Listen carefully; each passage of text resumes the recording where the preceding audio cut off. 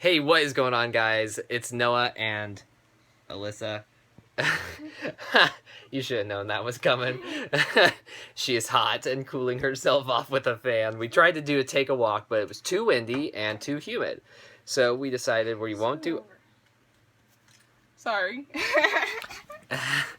So we decided we won't do either of those things and instead sit in my bed, which I only have done for a couple videos ever, and tell you guys about my favorite albums of the second quarter of 2020. These aren't in any order.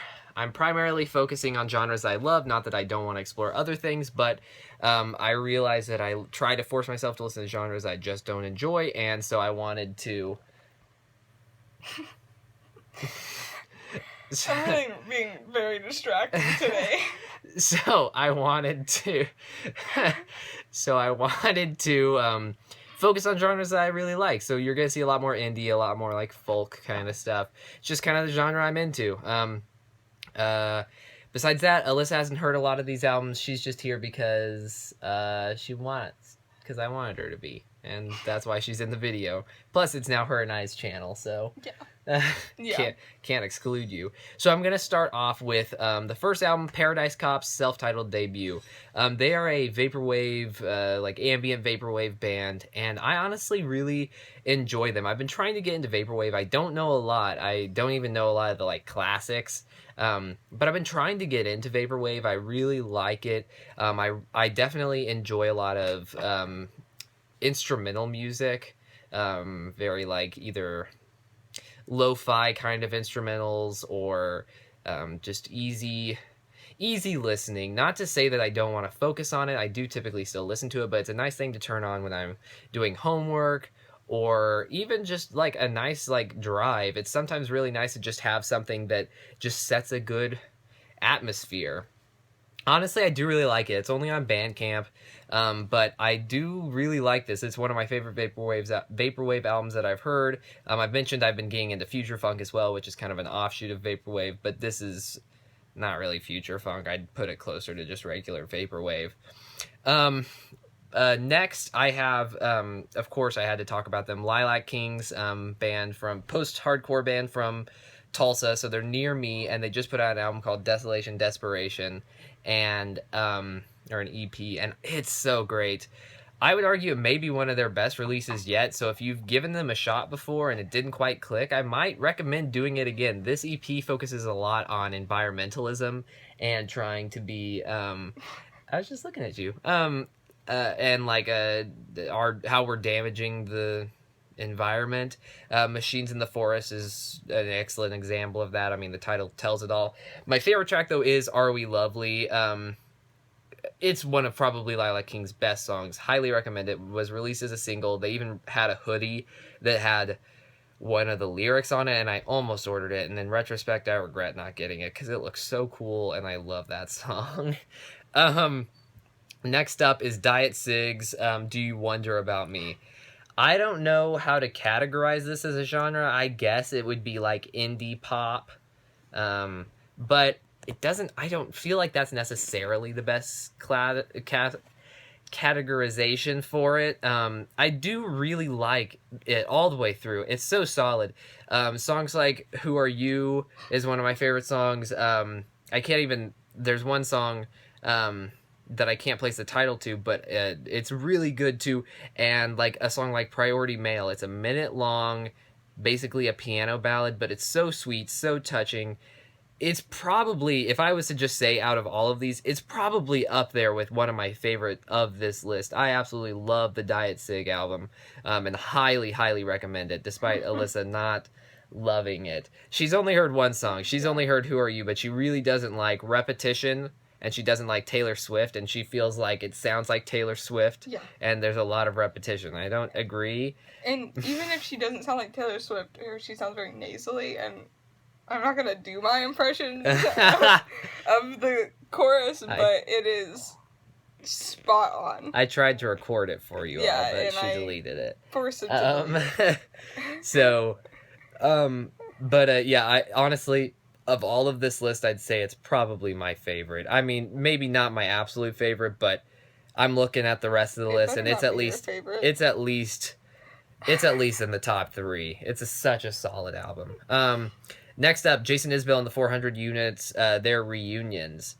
This is more on the country folk side. Alyssa's heard some of the songs and she's liked them from what she's heard.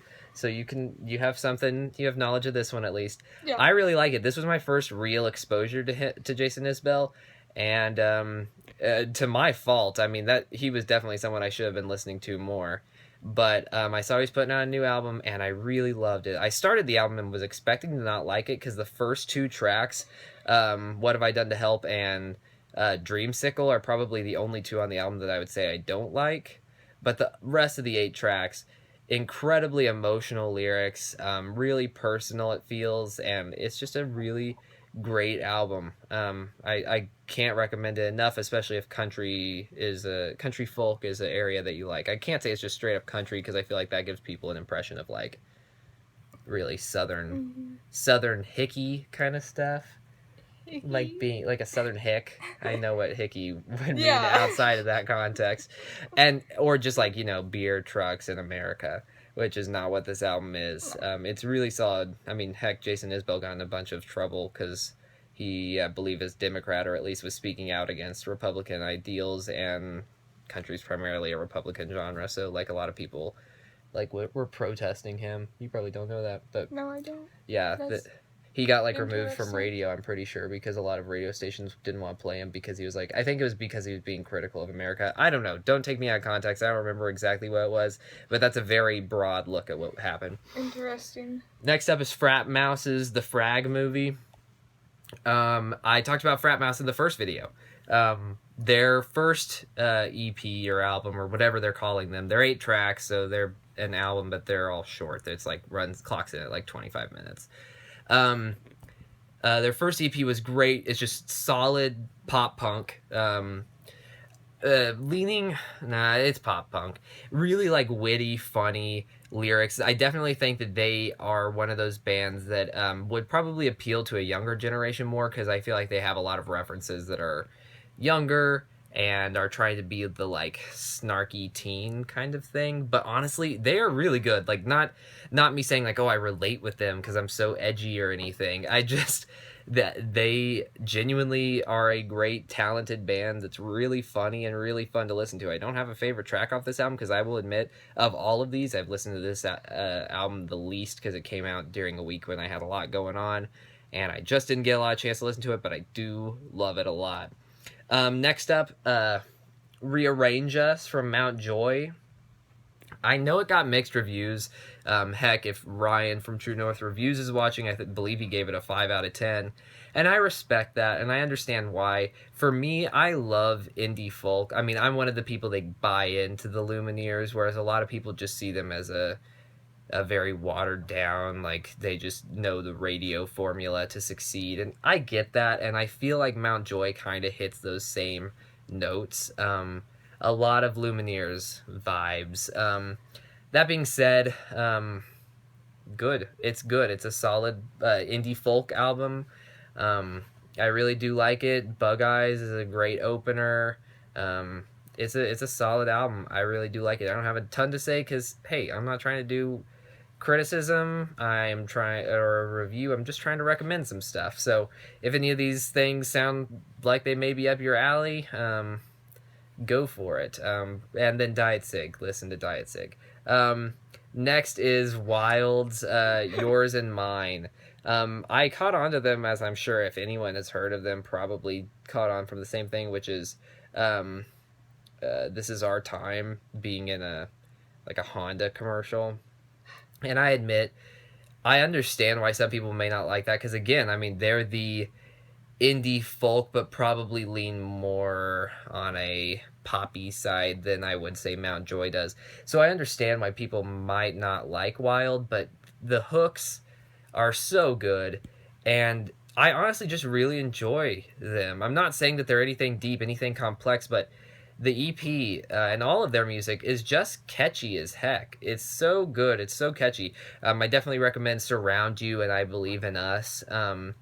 Yeah, again, this is probably the poppier side of the Lumineers, where I'd say Mount Joy is the less poppy. I mean, I know that's a very like black and white comparison, but I'd say Mount Joy would be less mainstream uh, than Wild would be.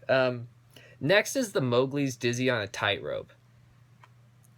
I actually didn't like this EP when it first came out. I listened to the whole thing. It's 4 tracks, so it's super short. And I only really like 2 of them. One song, amazing, Wasting Time. I absolutely love that song. That's a great song. It's just about like feeling stuck in your in life and just feeling like you aren't doing enough, which I feel like is definitely a thing that younger people can relate to.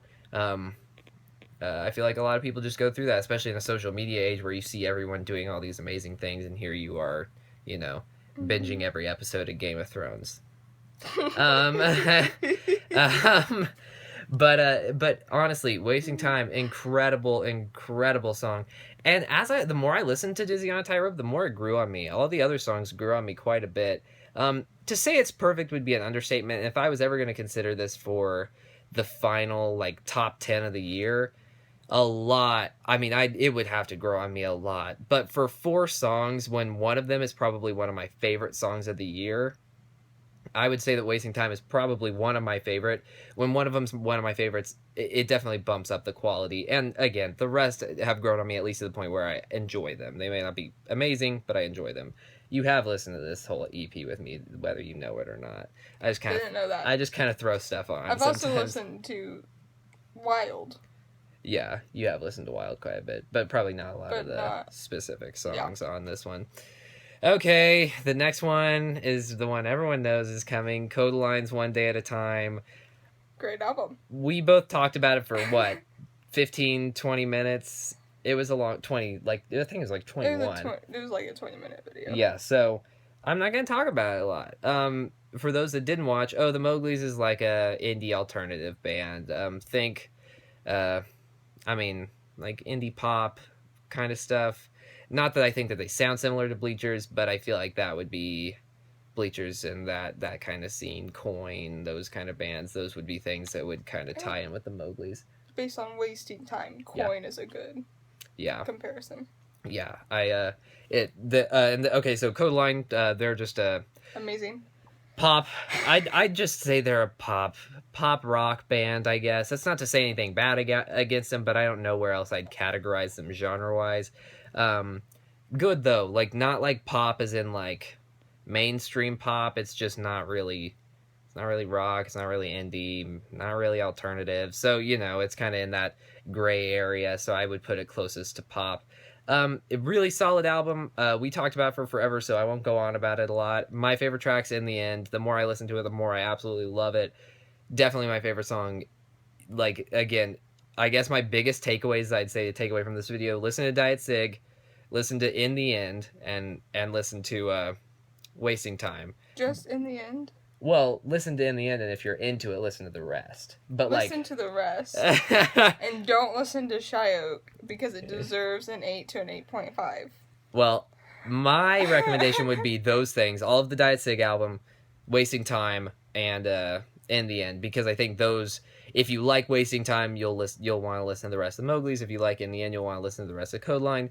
And those 2 are definitely the standouts. And then just Diet Sig's album as a whole. Not to say that the rest of this isn't incredible. And if anything sounds good or appealing and you want to know a song to start from or anything, I try to throw out some names, but message me. I'm totally fine with that. Because I really do highly recommend these. I just for people that this sounds appealing to. Last album is the most recent, Phoebe Bridgers' Punisher. Phoebe Bridgers has always got praise of just being an incredible songwriter. Not necessarily the best voice, but she pulls off the emo type of music in an incredible way. Now, she's not really emo as in like My Chemical Romance kind of emo sound. She's definitely a pop, but very sad pop. Very sad. I mean, the only song on this whole album that would even remotely sound upbeat, Kyoto, is about dreaming of going to Japan and hating it. Like going there and not feeling like you want to be there. And I feel like that's a feeling that a lot of people can relate to. They go on a vacation, they're excited, they look forward to it, and then all they think about is getting back, or just can't enjoy the moment. And I think that that's a general thing that a lot of people can't struggle with, is enjoying the moment. It also talks about a broken relationship with her father. So even the most upbeat song, incredibly heart-wrenching. Another great song is Garden Song. Honestly, all of it's really solid. I definitely have the least to say about this album because it's the newest for me, so it hadn't had a chance to, get put on repeat a ton of times. I have listened to it quite a bit, but it hadn't had time to settle in my brain. But it is a genuinely great album, and I highly recommend it. I mean, there's a reason she's worked with Conor Oberst of Bright Eyes, because he's incredible and she's incredible at writing songs. They're both incredible at writing music, and so they work together. They've worked together in the past, and yeah, there's a reason why she's worked with him. Those would be what I say are my favorite of quarter two. Again, not necessarily coming out in quarter two. I think the only thing that didn't would be Paradise Cop, I believe. Yeah, definitely. Paradise Cop's the only thing, and honestly, it's because I forgot to include it on my first video. So, but I hope you guys enjoy. I hope something in here sounds interesting to you. Something grabs you. Highly recommend all of this stuff. But especially Codeline. I don't know if I'd necessarily say Codeline first. Don't listen to him. This is no longer Noah and Alyssa's channel. It is now completely my channel. We already discussed this in the last Take a Walk. Right. Listen to Codeline. If you don't watch the videos. Okay, well, apparently you have to go listen to Codeline. That being said, in the end, so good. All right. I will. I appreciate all you guys watching. Who knows if there will ever be another video? Because at this point, I can't promise anything. I'm just making things until I don't. So thanks for watching. I appreciate it. See you guys later.